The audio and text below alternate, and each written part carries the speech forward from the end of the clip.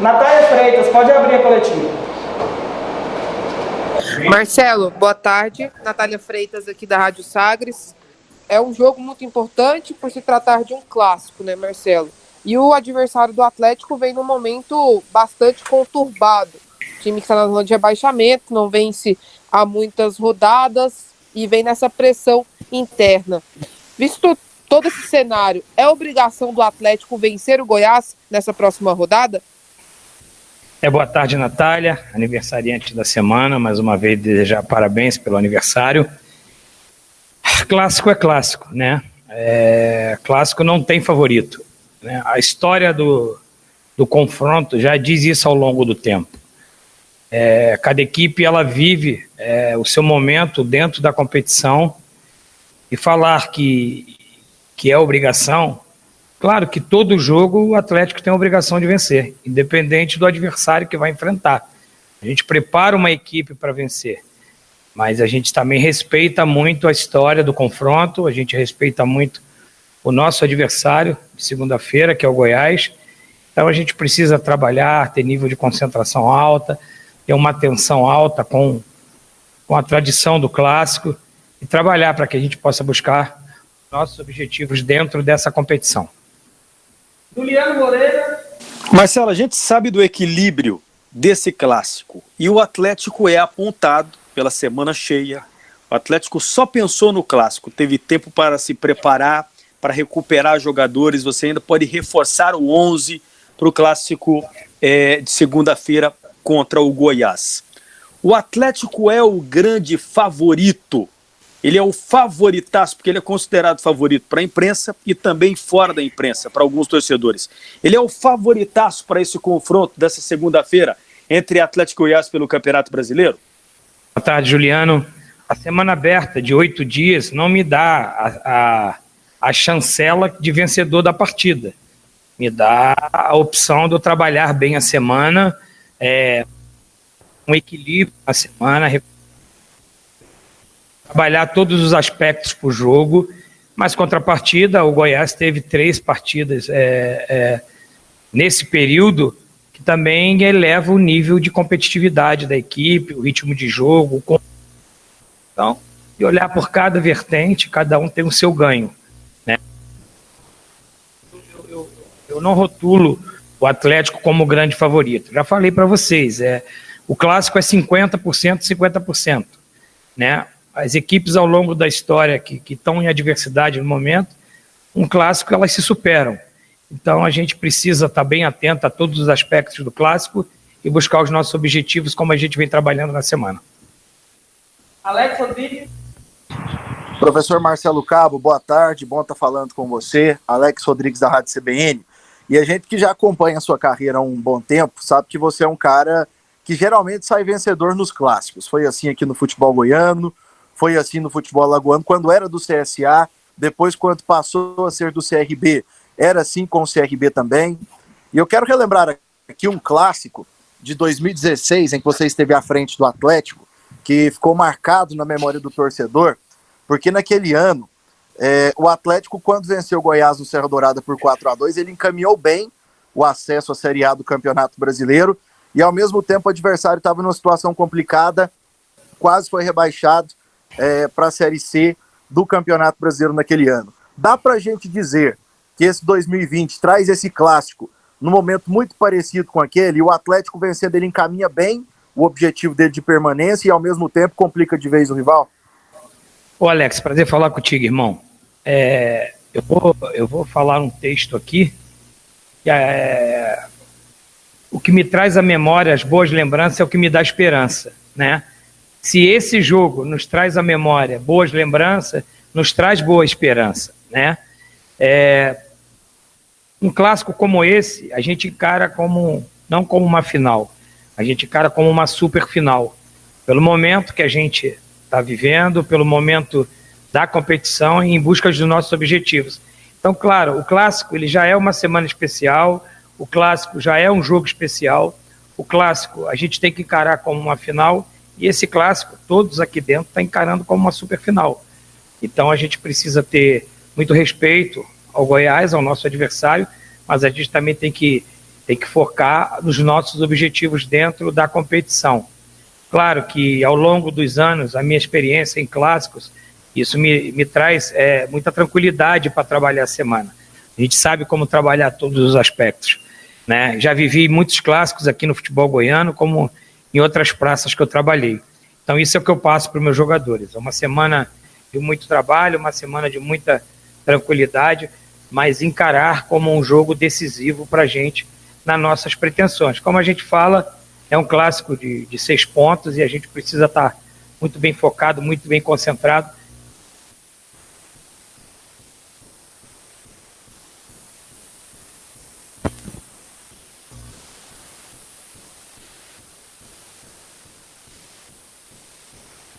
Álvaro, não tá funcionando o microfone aí, o finalzinho não saiu e não estamos Então eu posso concluir. O que não saiu aí para vocês, que eu repito.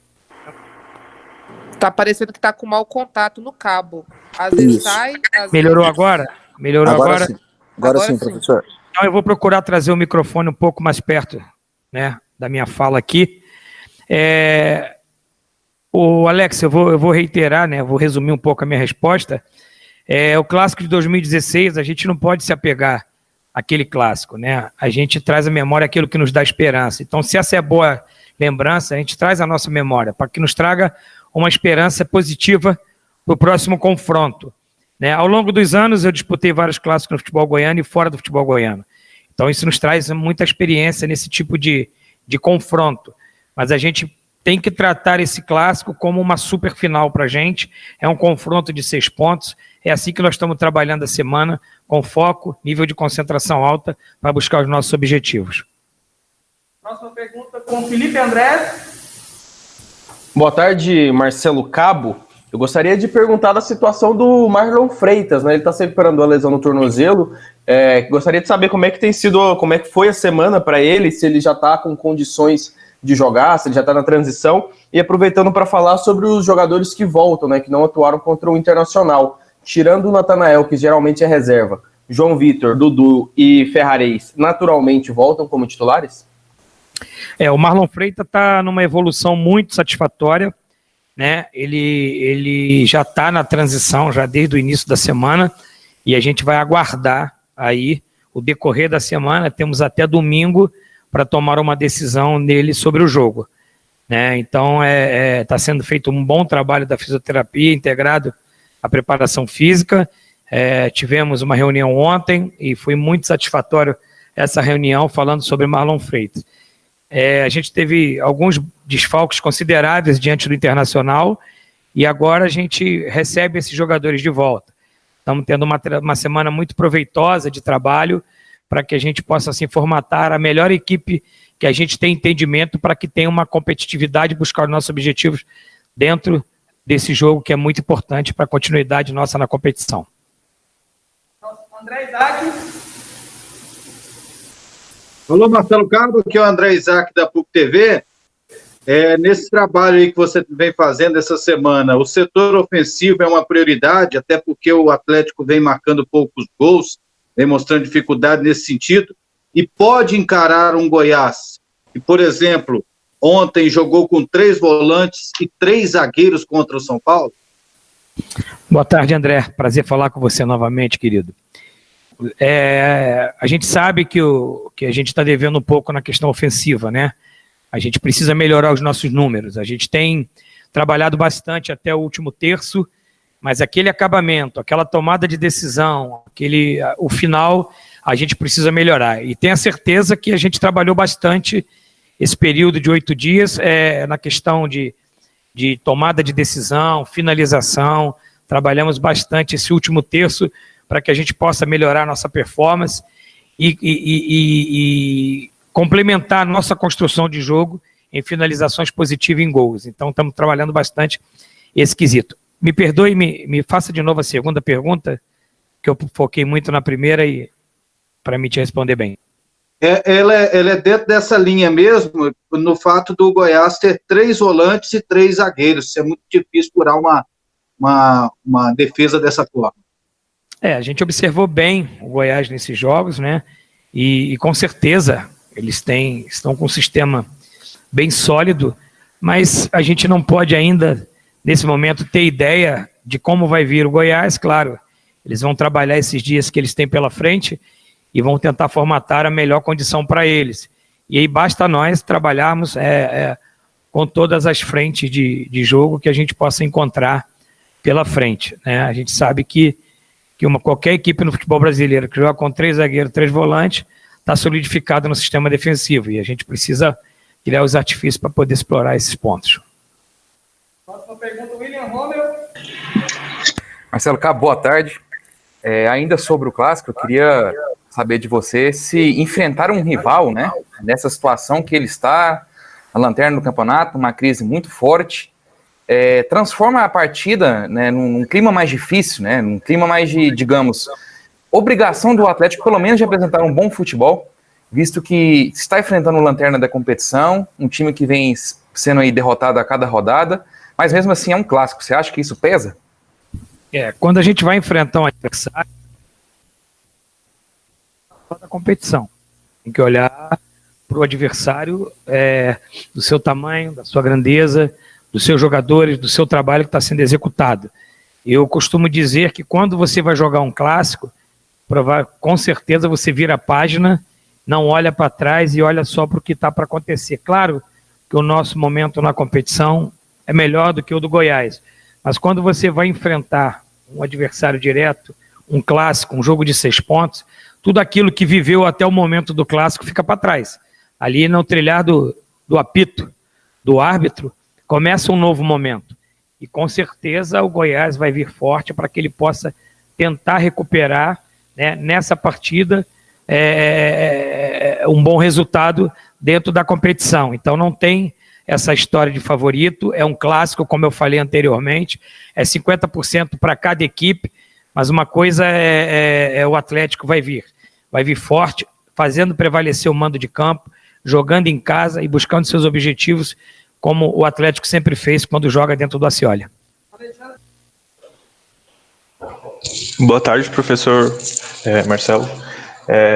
O senhor foi anunciado no Atlético há menos de um mês, é de conhecimento de todos, assim, que é um período insuficiente para que um treinador consiga fazer com que um time esteja próximo do 100% das suas ideias no modelo de jogo, né? Eu queria que você comentasse 2 pontos nesse assunto, sobre qual a avaliação que o senhor faz nesses primeiros dias, nessas primeiras semanas do senhor no Atlético, em relação à adaptação do elenco ao seu modelo de jogo, como tem sido essa adaptação, e também falasse um pouco dessa transição, mesmo que minuciosa, de um elenco que está acostumado a jogar, está acostumado de um estilo de jogo, a jogar um estilo de jogo, e ele passa a conviver com umas mudanças pequenas mesmo, assim, que são suas ideias.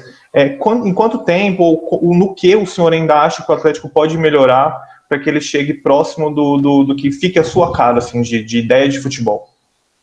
A gente sabe que 3 semanas para o futebol é pouco tempo para que eu possa implementar toda a minha ideia de jogo. Mas eu posso dizer para você que está sendo satisfatória, tanto a receptividade dos atletas, quanto meus conceitos, quanto o que eu já observei de evolução da equipe dentro daquilo que eu penso de conceito de jogo. Eu sempre olhei o futebol e pensei o futebol como um jogo muito equilibrado. Você, quando tem a bola, você tem que ter uma ação contundente e ofensiva.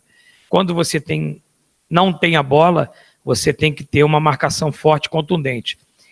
Independente da fase do jogo e do período do campo que você esteja, que seja no bloco alto, no bloco médio ou no bloco baixo. Então, claro que quando você muda o treinador, por mais de boa qualidade que eu encontrei o trabalho aqui, claro que implementar o meu conceito, isso requer uma demanda de tempo, mas eu acho que os jogadores já absorveram bem aquilo que eu tenho de ideia. As semanas abertas me ajudaram bastante, a gente adquiriu alguns conceitos que eu apregou para o futebol, que sem a bola tem que ter uma forte marcação. O Atlético é uma equipe que está quase 200 minutos, ou um pouco mais ou um pouco menos, eu não fiz as contas, sem tomar gol. Então, se você no Campeonato Brasileiro consegue ter uma equipe sólida, sem a bola, com uma marcação forte, e a minha ideia é essa, sem a bola a gente continue forte, sólido, de uma marcação, pressão forte no setor da bola, e com a bola que a gente propõe o jogo, que a gente marque em linha alta, que a gente procure jogar sempre no campo do adversário. Então isso demanda um pouquinho de tempo, mas eu posso acreditar que a gente está numa evolução muito boa e que a gente vai conseguir, em breve espaço de tempo, alcançar o nosso objetivo. Pessoal, eu combinei com o Marcelo de ser 8 perguntas, mas nós só temos 7 repórteres aqui. Eu vou liberar o Juliano Moreira para fazer uma segunda pergunta, ele me solicitou, então eu vou liberar ele fazer mais uma. Dobra uma segunda para todo mundo, não tem problema. Pode. E agora dobrar para o Juliano. Então, beleza. Vamos lá, o Álvaro vai... Nós chegamos aqui a um consenso, como só tem 7 perguntas, vamos responder mais uma de cada um aqui, certo? Como a gente só está falando uma vez por semana, o Álvaro concordou, ele é sempre benevolente, e a gente faz um ping-pong aqui rápido, mais uma pergunta para cada um. Natália, pode abrir. A gente vai fazer a mesma ordem novamente. Natália? Então posso começar? Pode. Primeiras Marcelo. damas, né, Natália? Muito obrigada. Obrigada também pelas felicitações pelo aniversário. Muito obrigada, Marcelo. Parabéns, Natália. Marcelo, eu queria que você destacasse os principais pontos fortes do Goiás, que você vê que o Atlético tem que tomar cuidado nesse time esmeraldino. É uma equipe que, ao longo dos últimos jogos, está se repaginando, né? Então, é uma equipe que ela está procurando se solidificar, está com jovens jogadores jogando os últimos jogos, então ela está criando uma nova identidade dentro da competição, um novo DNA dentro da competição. Isso a gente observa que criou-se uma atmosfera, uma motivação boa para esses últimos jogos e provavelmente eles vão vir muito motivados para essa partida. Então a gente precisa ter todo o cuidado, né, com essa nova proposta do Goiás para o decorrer do campeonato. Juliano Moreira. Marcelo, primeiro eu queria agradecer a sua sensibilidade de atender mais uma rodada de perguntas. É uma semana que antecede um clássico, e que clássico, um clássico equilibrado. E também agradecer e parabenizar aqui o trabalho da comunicação do Atlético, que tem à frente o Paulo Marcos, e também esse menino que está do seu lado aí, competente, Álvaro, que faz um trabalho de dar inveja em nível nacional. Professor Marcelo, o que dentro de uma semana cheia, visando um clássico, deu para mudar com relação à saída de bola lenta do Atlético para a continuação do Campeonato Brasileiro? E me permita também, de forma rápida, para começar a mudar também esse cenário de mandante do Atlético dentro de casa no Brasileirão. Juliano, às vezes de fora para dentro se enxerga que a saída lenta, está com dificuldade, só que a gente tem um adversário pela frente, né? Então, assim, falando um pouco do último jogo do Inter, nos primeiros 20 minutos a gente teve um volume de jogo muito bom, muito satisfatório, mas depois a marcação do Inter encaixou e nos trouxe muita dificuldade para que a gente pudesse fazer essa transição do segundo para o último terço, coisa que a gente conseguiu melhorar nos últimos 20, 25 minutos do segundo tempo. É porque às vezes a colocação ela é vista de uma forma que a gente só olha para o Atlético, mas a gente às vezes tem a nossa equipe muito estudada e a gente precisa criar mecanismos e variações para que possa também surpreender o adversário. Da mesma maneira que eu estudo meu adversário, o adversário me estuda. Então o adversário da competição como o Inter criou um pouco de dificuldade, principalmente na segunda metade do primeiro tempo e a primeira metade do segundo tempo, onde a gente depois conseguiu ter uma saída de jogo melhor e ter uma transição melhor de segundo para o terceiro terço. Repete a tua segunda, por favor, porque respondi a primeira, já esqueci a segunda. De mudar esse cenário como mandante dentro de casa. Esse é um grande objetivo, Juliano. É uma grande missão que eu tenho aqui dentro do Atlético. As minhas equipes, pela tradição do meu trabalho, elas sempre foram muito fortes dentro de casa.